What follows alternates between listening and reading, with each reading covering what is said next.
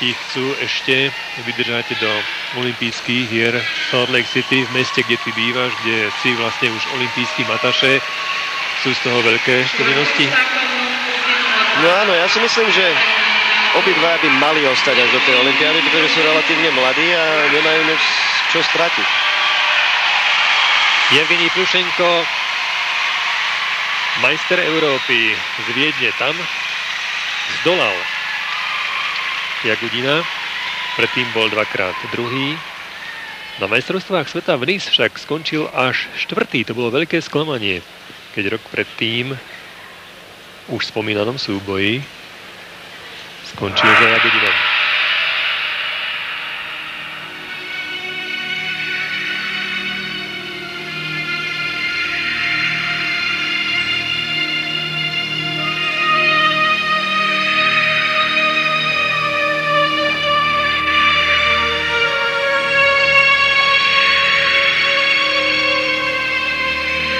Na toto som zvedavý. Štvoritý túlup, trojitý túlup, dvojitý túlup. Dvojitý Rydberger. On tam mal plánovaného trojitého Rydbergera na konci, ale tak či tak je to fantastická kombinácia. Neuveriteľné. Zarotovať štvoritý, trojitý a dvojitý skok. A pritom tým Rydberger vlastne je ešte ťažší odraz ako pri odpichnutom. Tak hlavne ako tretí skok. Tak je. Dvority, ďalší. Túlup, tak to je obrovský tromf, to je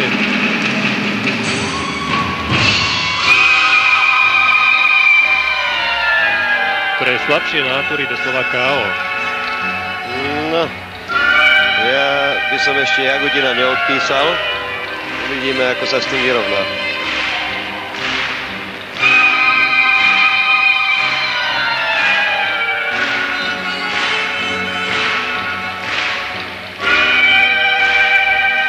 Trojitý Axel, kombinácii trojitým tulupom.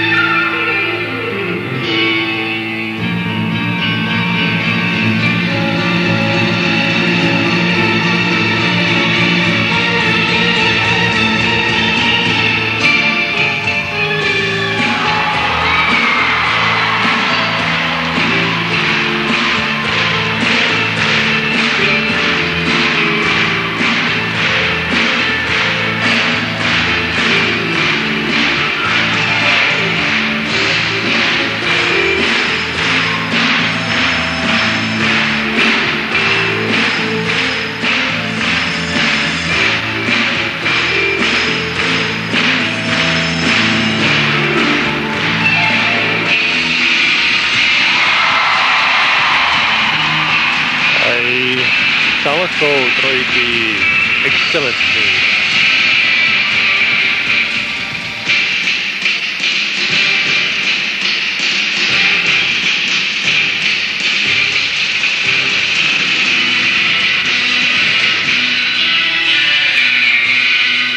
Trojitý Lutz.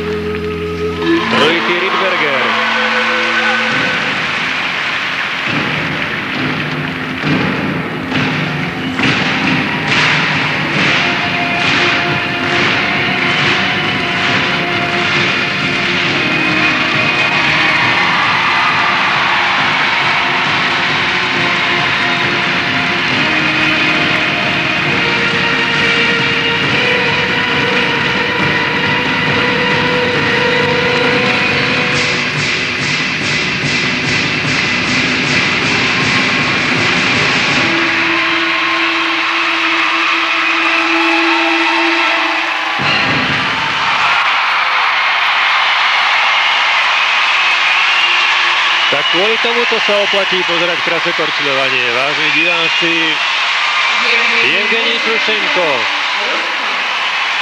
opäť posúva hranice mužského krasokorčľovania o kúsok ďalej. No uvidíme, ako to dopadne. Dva krásne štvoráky, ale mám taký pocit, že iba jeden trojitý axel. Áno, v kombinácii s trojitým tulupom.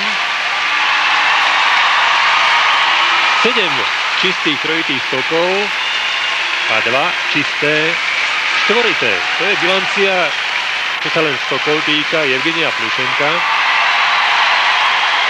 Alexej Jagodin je rovnako kvalitný skokan, možno má ešte emotívnejšie vyznenie umeleckého prejavu, ale myslím si, že tá latka, ktorú mu nasadil Plušenko, tak to je doslova.